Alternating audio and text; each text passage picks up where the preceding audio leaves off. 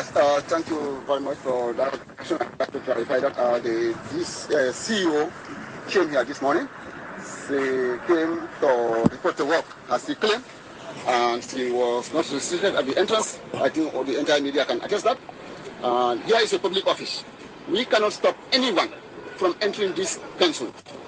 You can have any other business to do in the council here, but you cannot force us to work with any other person that we don't like to work with. When she came, she was escorted to a conference room number 2, where she was given, a place to make herself comfortable. Sir, why the conference? So from there, the team that led him was, the team leader was one Mr. Cham, who claimed to be the head of investigation at police headquarters. And he led the security team that escorted Zainabou. And they asked for a courtesy call to the office of the Lord Mayor. We went to the office of the Lord Mayor.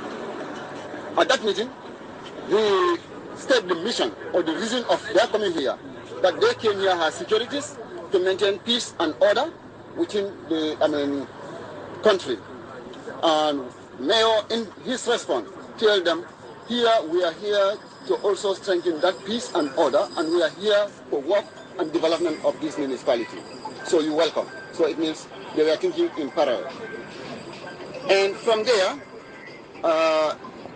Mayor told them that the CEO came here since after this court ruling. She entered these premises 3 times.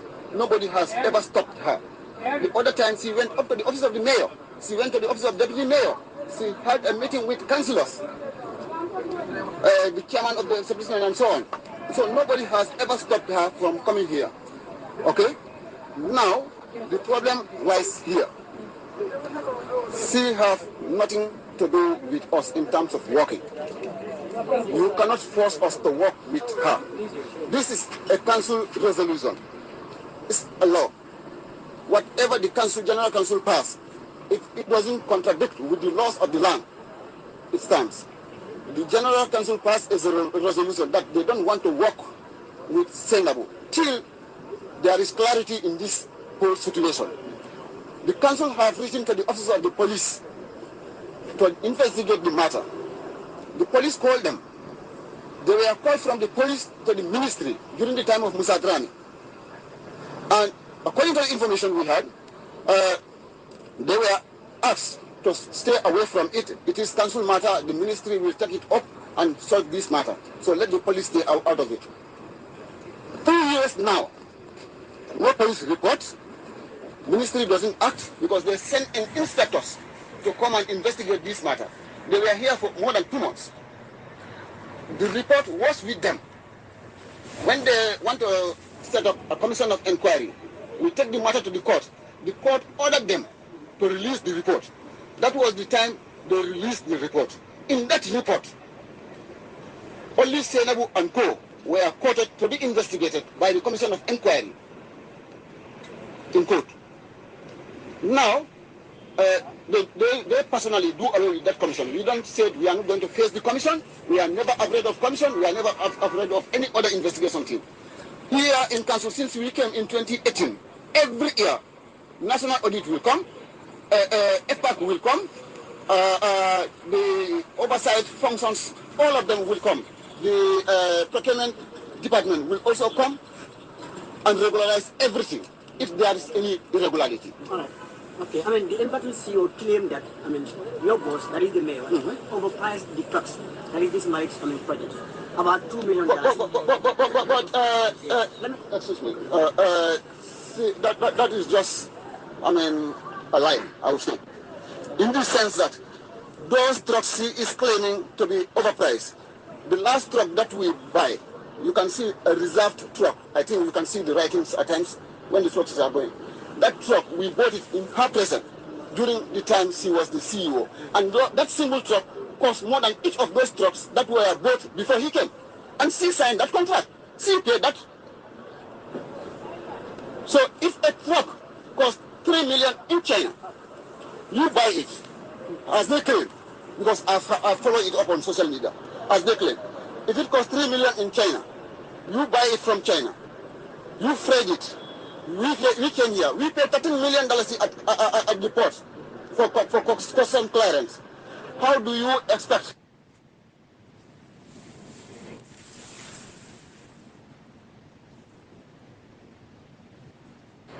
the importer to sell it? How much would you expect the importer? After putting in his money, and he is a businessman, would you sell for zero or for at loss? And those trucks have gone through the National Procurement Department. And that is a government unit, government arm. They look into those documents, they look into that process, and they say it's perfect. They gave approval. The trucks are here. The trucks are paid, either from the taxpayers or from the truck money. Now the truck belongs to the taxpayers. What next? Okay, we understand that, the council is supposed to have a general meeting tomorrow. Yes. Are you still going to maintain your position that the councillors are not going to work with the mayor? That I cannot speak on behalf of the councillors. That is general council. Every councillor has your own decision. What is your position about it? My position, personally, is we don't want to work with her, or I don't want to work with her anymore, as long as I am here as a councillor represented by 𝒂𝒂𝒂𝒂. Will you start to encourage your other colleagues with regard to this issue? Very well. I even start out. Very well. But, the CEO have a letter from the ministry, instructing her to report to work today. Let me talk about it. Okay, thank you very much for that questions. Number, I'm Councillor Lamindiba 𝒊𝒏𝒇𝒐𝒓𝒆. I'm the chairman for Environment and Sanitation. The talk we are talking about. Place the Gambian senior come. Man suma was mun mafeda ha ken tete go mako si yon. Te pokuñ feda ha den ko wara tection. Man bañu mané suñ ma tiyé né manine lima def is illegal. Actions can be taken against me. Man bañu ma lolu waye mënu ñoo éga fofu nonu ba légui depuis 18 months back ba légui. Na investigation si rom ñu conclude ko mujé. So then conclude ak askan. Especially ñi nga xamné xolu won. Man lima wax dafa lé dama né kum né nga gom li nga bëgg a gom aba Zainabou Martin Sonko kum neex nga ne man juuj njaaj la kum neex nga ne man maa ko def waaye li yàlla xam rek doy na li ma wax mooy man dawuma tiituma ragaluma from day one li happen maa ngi toog téye suma ba di ñaan yàlla pour yàlla vindicate ma te yàlla moo ma nekk di ma vindicate nii li ñoo oote si man wax naa leen ñu investigate ko donc dawuma investigation si so loolu mooy war a wan everybody ne man ama dara lu ma tiit lu ma ragal try nañ pour tilimal suma evidence la bañ nañ ko fu nekk it's not still possible because Allah is the only being guiding this entire process or ay saga or nuñ ko mun di tuddee rek waaw. Depuis bu ñu xewee dañ la day fay salary. waaye ñu maa fay salary moom ñu and that should not be ñu maa fay salary wax naa leen ne that is not even right ne ñu maa fay salary ñoom suñ mënee accept ne dinañ ma fay salary with my allowances. Then ñoom war nañoo seetaat seen bopp ak seen jëfin ak seen ni ñoo doxalee because man du ma nekk in such a responsible position may allow staff ñu koy fay salary nekkul di ñoo liggéey si waaw so either ñu conclude affaire am ñu dismiss ko wala mu dellusi waat ñoo liggéey si ñu continuer di ko fay salary waaw. jërëjëf Zainabou Martin. jërëjëf. dañ ñu sant ñu ñëw report si ñëw nañ fi du benn yoon du ñaar ñëw nañ tey député mayor bi moo ma receive ak escort bi ma àndal parce que li xew umput ñëpp ne nit ñi dañ pare woon a génn ñu gis fekkeel te sant naa yàlla presse bi ñu ngi fi ñu ngi gis everything that is happening so this is the ordeal that I have been going through all along waaw sorry lii laa nekk di jànkuwanteel saa yu ma ñëwee benn tànk bi nii dañ ko war a taalal beneen bi dañ ko war a ekkati loxo bi nii dafa am problème xam nga hanki panki yooyu noonu loolu laa nekk di jànkuwante and we have documents from the rightful authorities that are asking us to report to work so ñoom ñooy decide kuñ bëgg a liggéeyal kooku la ñoo liggéeyal so si loolu laa nekk nii so dañoo dem pour decide ko at the general council ante foofu suñ fa eggee tamit suñ ne bëgguñoo liggéeyal man so that means I have to stay out so li ma wax mooy man ñun liñ am pour def rek li ma fi am nii damaa dem joxe feedback bi to our line ministry then li si des ñu bàyyi ko seen loxo comme ñoom luñ ma advice démba ne ma calm down and then ask everyone who wanted to come out and support me to stand down def naa loolu noonu Why, they are part of the deal was not fulfilled today as everybody expected. Wow, yeah, Zainabou, am na loo xam ne tam xew na buñ demee di laajte di dem lijjanti comme ni ma koy waxee rek media bi tamit dafa war a indi li nga xam ne moo nekk di xew ñu ne da nga demoon nit yi ki nga xam ne mooy mayor bi loolu dafa ànd amu da ngeen def jàkkaarloo na defu leen jàkkaarloo naka la ko taaju.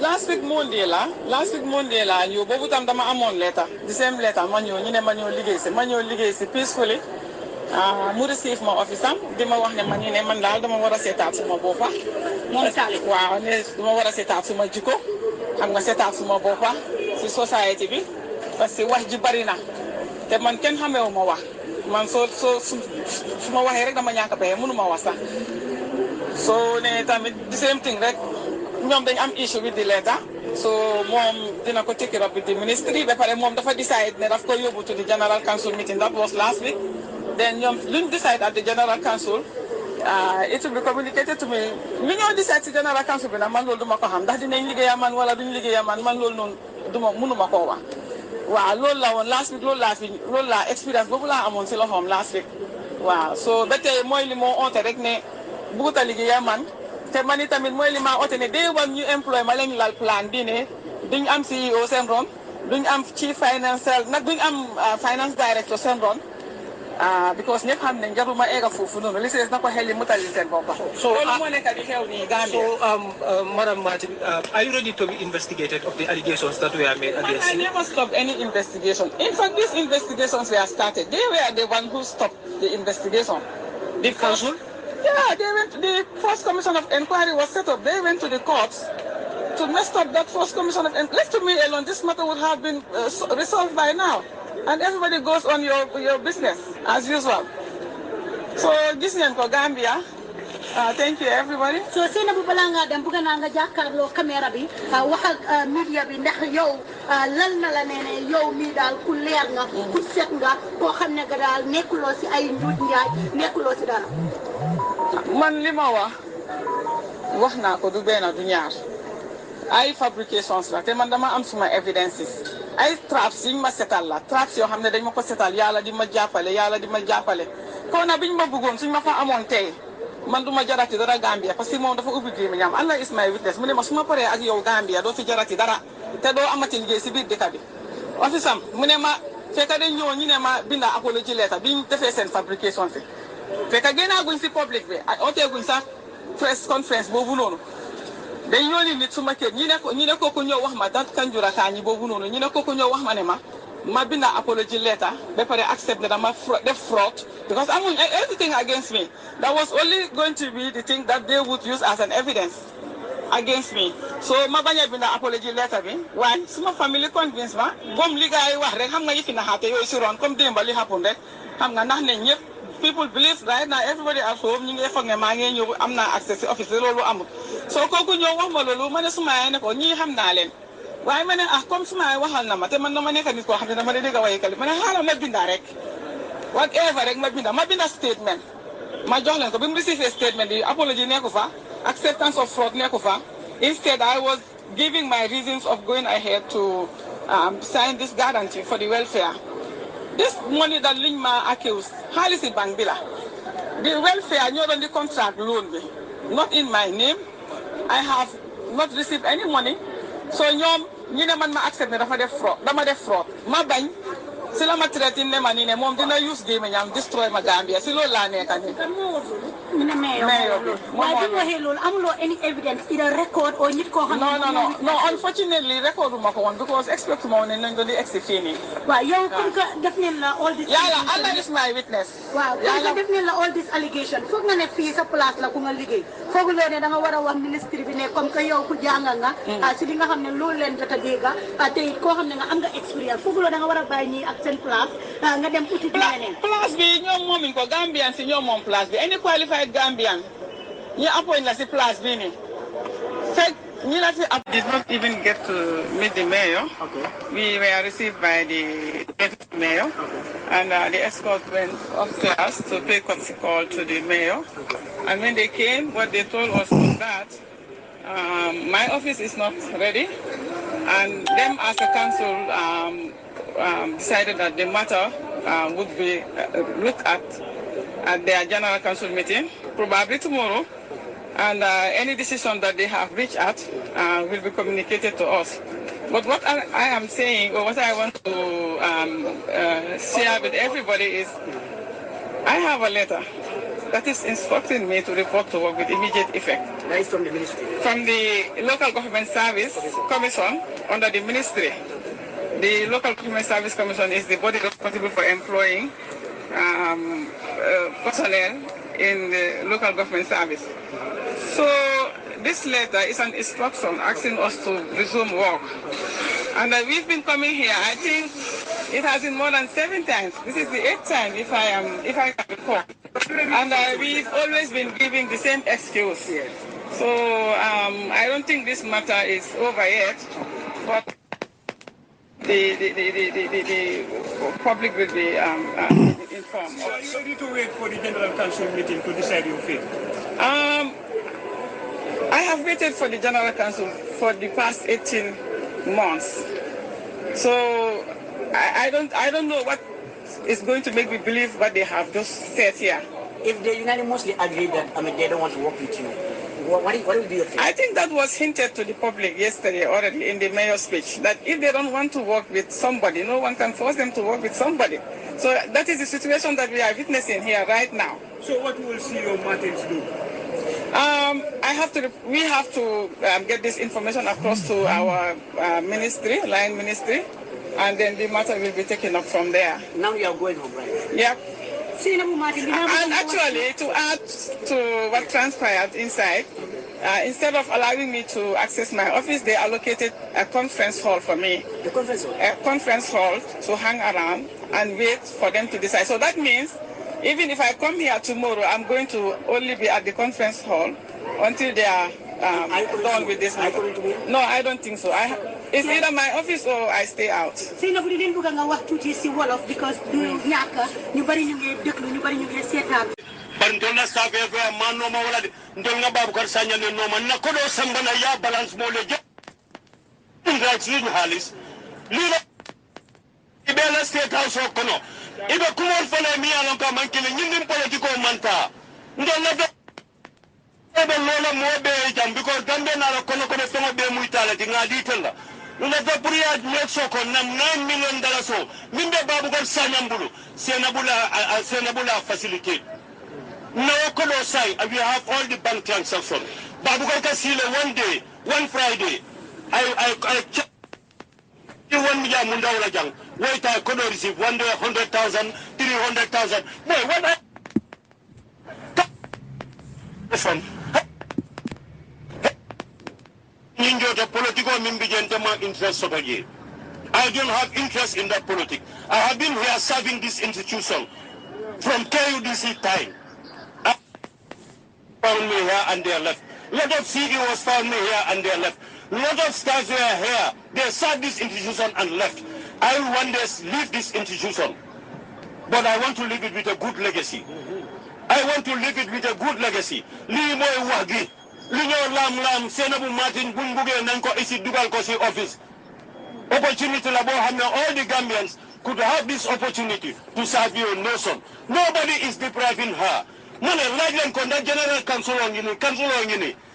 Dafa am amount of $1 million ci su agé fofu nonu you are soliciting for. $500,000 to new General Council for approval. Si mayor mu ne ko ne dama bëgg ma am collateral council kooku ne ko non taxpayers money duma ko def lu la ko mayor wa xam nga lu ci nekk mooy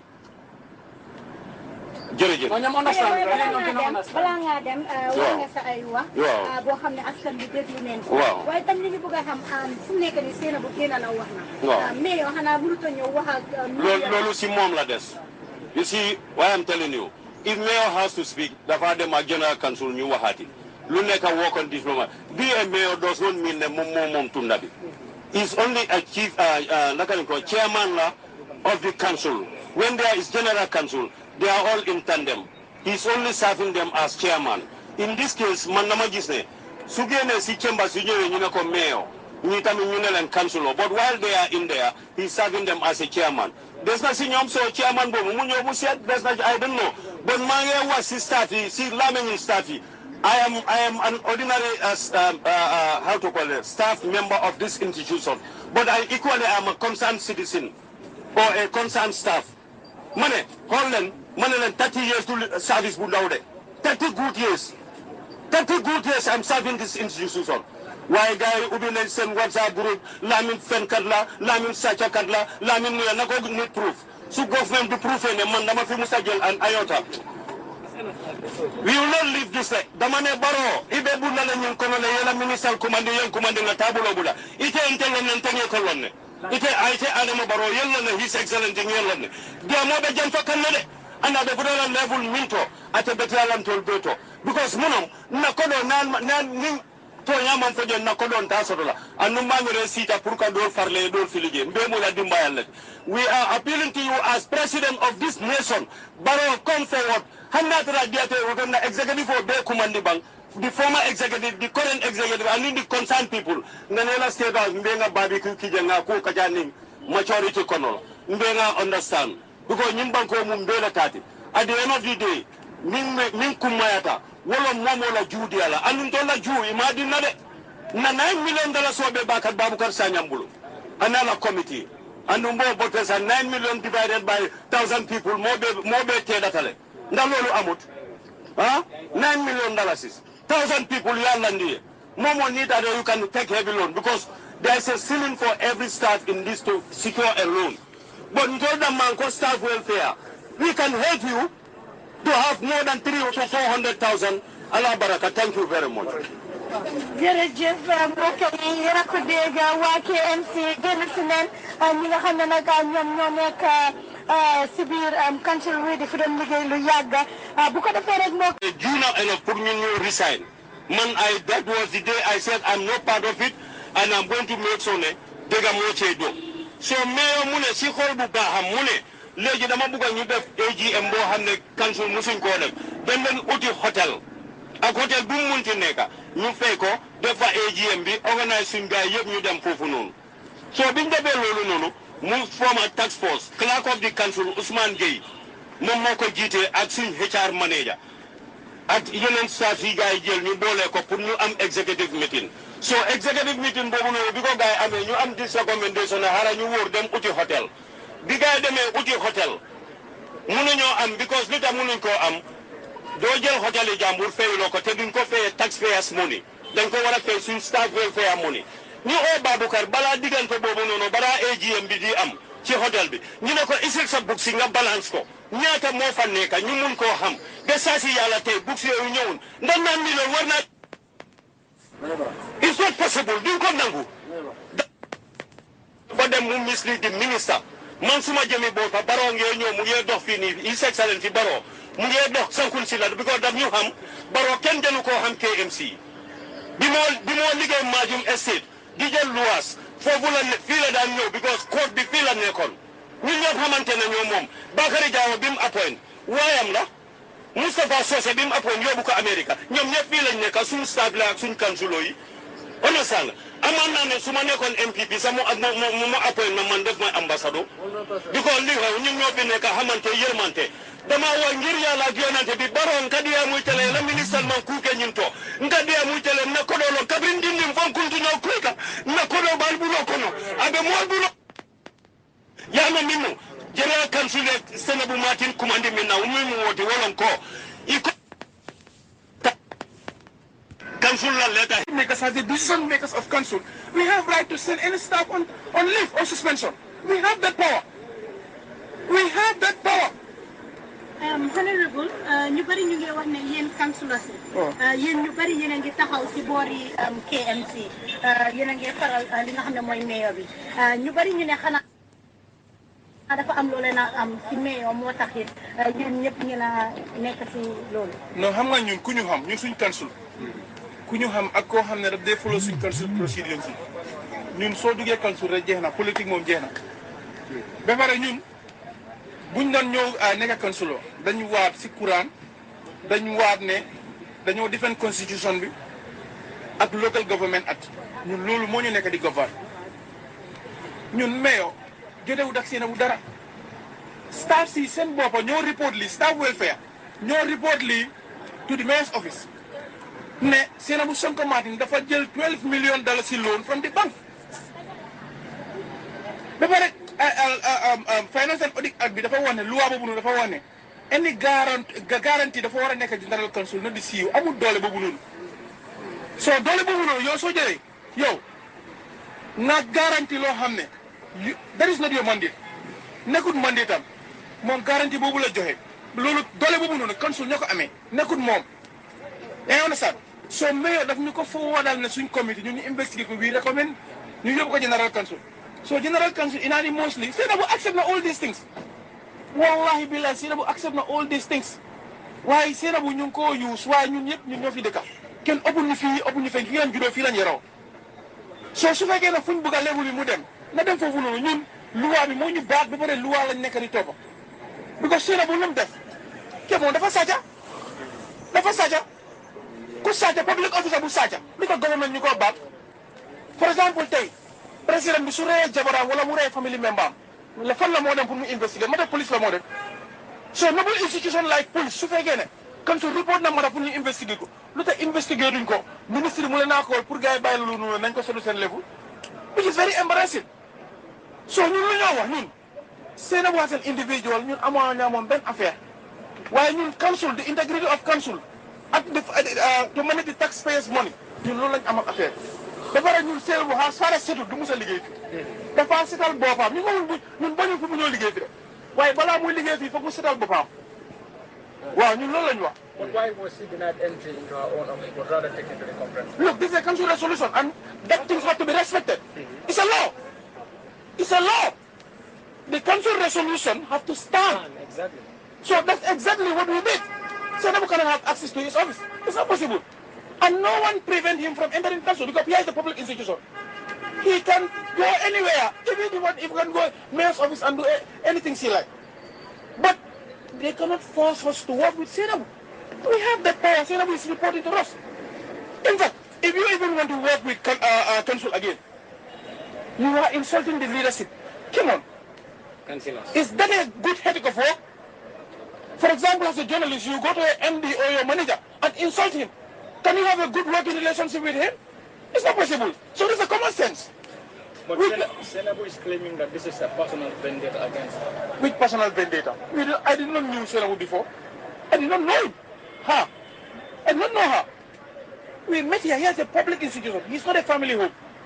It's a public institution. All of us will go one day. But this institution will remain for the rest of time. So let them understand very well. This is a country. It's not a family house or a family property. I think tomorrow we will have our general council, and general council will come up with a strong message. With a strong message for that matter. We will defend the integrity of this municipality.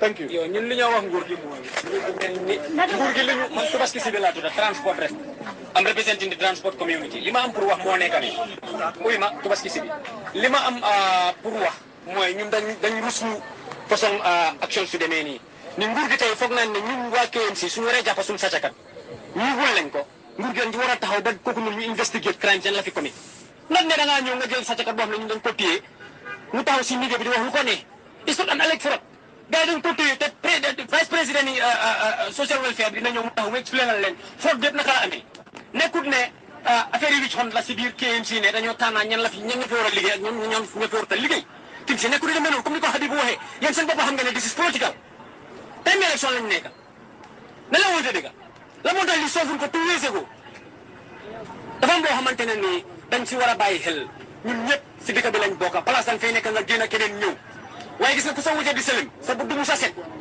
Talib Ahmed Bensouda ak li ñoo wax ñëpp li mu def biir KMC fii amul benn politicien boo xamante ne nii def na ko fi soo boolee projet si nga xamante ne nii yeneen maire si def nañ ko fi li Talib def teguñ sax côté of yi mais ñu naan Zainabou Martin mu nekk Talib Ahmed Bensouda dafa corrupt KMC kan si aussi dañ corrupt ban corruption na génne kayit yi ñu gis moom dañu am ne ay kitam yi wane ne dafa sàcca te nguur gi moom lañ nekk di yuus waaye kii yow ñoo waaw asalaamaaleykum wa rahmatullahi wa barakatuh maa ngi leen a nuyu yéen journaliste yi foog naa ne le case bi moom yéen sax xam ngeen si dara My name is Lamin Kamara. I'm a long-term staff of this council. Since when? From KUDC to now, I've been serving this institution. Suma jangut sa amna institutional memory. I think that is something lo hamne ñep nañ ko klaya. Affaire case bi ni su ekato ko be lawyer Lord Mayor Talib Bensouda mu dugal ci loxom ci man lañ doore. Affaire gi yëm nun démé dañ fi sampa ben mbotay ci timing lay compter. Ben mbotay la ñoo sampa fi yo xamne amna ci all the offices ñu ko tuddé Staff Welfare Association. Ñun ñoko sampa. Biñ sampé Staff Welfare bi ñu dox jamono dox ba Zainabou Martin ñu jël ko liggéey mu ñoo nekk ñun ñëpp suñ boss as chief executive dafa ñëw within 1 year less than a year mu dugal loxom bi ci Staff Welfare man ñu ndaw gi dama dem ba office am ne ko ne du ko nijaay la ma dee ooye mu ne yaayam Camara la sant ma ne ko dama fi ñëw pour waxaa yow as nit ak jarbaatam yow rek dinaam yaay suñ boss waaye dëgga welfare bi nekkuloo ci you are only an ordinary member. Executive bank fee. If you have a good suggestion for the executive, call the entire executive because I'm going to be a CEO. You need to propose a bill. Lamu lumonjeka you who momoine. Dega. Lumonjeka you who momoine. I have a good intention. The Mabuga General Staff land. Onesanga. The Mabuga General Staff land here and there. Money. Limalena like an organized setup. You am a suggestion punga de potential an executive member. Nanyo jël proposal pour yobu ko mudem Ajib Bank. Ñu ubi fa an account of $12 million is la guy don't solicit. Nakala loxom bi ñëwé ci 12 million bi. Every Monday council that day am senior staff meeting. Mu jël those attendance list. Senior staff is sign. Yooyu la jël boole ko ak proposal am bi gaay yóbbu ko banque ñu jox pour banque bi jox leen 12 millions. Which is fraud. Which is fraud. Ba pare ñun 14 executive member I was the procurement officer of that committee. 14 executive member ñun ñoo fa nekk déglu leen ma de dama bëgg nit ñi buñ dee boole politique si lii ku ci boole politique baalaluma la aha soo amee doole yàlla jox la doole nga bëgg ci yokkal sa doole te seetuloo ko holistically baalaluma la aha man nag jàmbu law laa awma doole bi loolu amee mu dem nga jox ko $12 million man maa daw si meyo ma ne ko meyo am na luy dox te soo ko stopul luy doraam si ñax ga lay dem mu ne ma loolu la ma ne ko ñii dañ secure 12 million on behalf of the staff of the council fekk discussing ko ak executive moom bi mu ñëwee dafa jël Baboucarr Sagnang mu taf ko si booram mu jël Bakary Diawo taf ko si booram moo ñoo dox ba pare moom Zainabou Martin ban right la am dem ubbi another account of the general body. Is that how an organized body run? While we have our account with Trust Bank, Fraudulent Bank all along. We am Halis Bohamne, bigger you could be new. Chinam them you will pay. Council did at 630, them have $9 million is Munse case Babunun. Well, lady, big case be ame, you them see mayor. Mawako mayor or executive be you talk. Mune. Why, Yen, how long have you been in this position? And Lamoisen mandate, Minoko mandate is only 2 years, while some members 6 years. Because the Kowaral Momoy, 2014 Lenko start. It should have been stopped at 2015, 2016. No, agreed. Stop it. No, facilitated back to the Gambia here. And then we have a deal. We deal with a nice businessman that's Mohamed Jar. Why some of these questions are not directed to Mohamed to asking whether these talks are overpriced? That has never been happened. And what this man was saying, it was lies. Because all these have gone through the right processes, procurement and everything until we have got approval and we order the truck. But when the truck arrive here, we facilitate for government to give us free waiver, but never. We have to cancel 2 of the roads that we have to develop. All right, $13 million, $13.1 million have to be paid to the ministry, to the DRA. They don't want. All right, when you come in terms of what this woman was saying, we cannot work with her. Actually, why the comments are so special in this case? You have your problems. You commit fraud. We report them to the police. Local service commissions. All right, and that's real. He used the council as a collateral at the bank and took a loan of $12 million. And the taxpayers' money also has been used to pay part of the $12 million. Almost $1 million has been paid because bank business, they don't lose. Bank business, that's not alleged, it's real. He even wrote letter to him, Lord Mayor, to apologize. And he confessed to the inspector that he had taken bribe of $30,000. So what is this?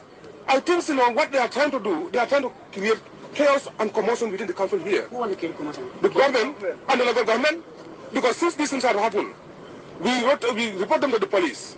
Local government service comes in, up to the ministry. The minister himself called the mayor to tell the mayor that, now why can't you put this under the carpet? No. The key no tell him that to my dead body to do that. Do you have evidence attached to that? There's an evidence. There's an evidence because it was reported. Yes? It was reported. Because we cannot work with our ministry. Musa Drame has been, following up this case. And then these people will go there and report. And they're also, trying to force them for them to come and work. The people have said that, is it that a special case, where this lady has a special case against council? Or is there no other place where they can able to push her to go and work? But they can only push her to come and work at the council. Yeah, what for what? So, okay, do you have a that you don't want to work there at the council? I personally don't want to work there, and as my councillor said, at the general council, we are going to echo that in the general council. Tomorrow? Yeah, tomorrow. Okay. And when these things happen, let me tell you one thing. When these things happen, we call the press conference, we call the general council, and all the staff who are there. And almost all the journalists within the Gambia, they were all there. Both print, electronic, and everything, they were all there. All right? And what has been said there, we all heard it. And even some of the senior staff have been interviewed. They give their version of the story. They say this lady took the loan on their behalf, which they are not aware. If tomorrow the council agree that we are not going to work with her, and the ministry insists that Yes. If tomorrow the council, all of you must agree that we don't want to work with Zainabou Martin. Yes. And the ministry insists that, she must work at the council. Sorry, let me finish my question. What will be the next position of the council? Let me tell you one thing. What will be the next position? We are the elected persons. We elected by the people elected us. We are representing thousands of KMC residents within the council here. I think our resolution should stand and it should be respected. The ministry cannot impose on somebody on us that we say we cannot work with her. Okay, right? There are other councils, they can transfer there. Sorry, is it the only person you are having a problem with, or all of them? The team. The whole team. The whole team. There are other people that have already been suspended. So you are saying you don't want to work with any of them? Yeah, we don't want to work with them. Because of the corruption. Can I help you? Yes. On staff issue. Okay. I think I will say something in English, but I will, for the benefit, okay, I'm Councillor 𝒂𝒊𝒏𝒈, the chairman of Establishment and Appointment Committee. Where? Ibota, Dusong Ibota. Okay, the staff issues, the local government is governed by the Local Government Act. The Local Government Act, Section 37, Subsection A, B, says, Establishment and Appointment Committee have to recommend to the Local Government Service Commission for any appointments, suspension, or suspension or any disciplinary hearing. The committee, council has to recommend it to the Local Government Service Commission. But the Local Government Service Commission as an institution cannot do anything without recommendation from council. So the staff issue, which they did not understand, the council staff issue is not under the ministry. It's under the Independent Local Government Service Commission, which is headed by the chairman. So the staff issue council, we have right to send or suspend any staff. The CEO is under the direction and control of council. It's not under the ministry, it's not under the Local Government Service Commission. So people have to understand, and this is a section from the Local Government Act. It's not about if ministry said Zainabou will come to work by force. They don't have that power. That power is only vested with council. And that power, we emphasize that power. We suspended our directors here. Council level. Our municipal police commissioner, we suspend them. So what is so special about Zainabou Sonko Martin's case? So everyone knows this is politics. That is the bottom line of it. This is politics. But we are not 100%. Politics by who? Come on, politics by the ruling party, obviously. We all know, you the journalists, you know. Because they knew very well. We are going on elections. So they said, let us bring this commotion. But honestly, if they believe that, they are ruling government, Come on. So you want to say this is which one? Of course. All the journalists and all the commentators know that this is a political vision. Yeah, honestly. That's it. But because someone that was caught on stealing public funds and the government, no, caught stealing, not the evidence are there. We have the evidence. I am the chairman of establishment committee responsible for staff from the CEO up to the down. We know this report. I will send the reports to police for investigation. And we have to be very careful about it. Are you ready to share those reports with the... If the times come, we will do a press release and we will give all this information to people. You know, this lady, what he is talking, he don't even knows. They are using the lady. This lady, come on. No, the central government is using the lady. But the lady, whatever he is saying, they are not very... They don't produce evidence. Let's see. Mayor never corrupt, councillor never corrupt. Come on, let them bring the evidence. I think this lady is the 𝒂𝒊𝒏𝒈 of Gambia, honestly. Because he will not say anything that is true.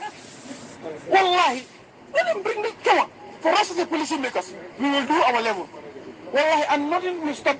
Because already, the constitution and the court ruling, I think, I don't know what happens with the legal team of the government, but I think, you know, they have to check properly what did the court order say. I have the court order and I think I will share it with the journalists. The court ruling is here, the injunction today. The court ruling and the injunction that council passed. The injunction says, when we pass the injunction to the High Court, that was a temporary injunction.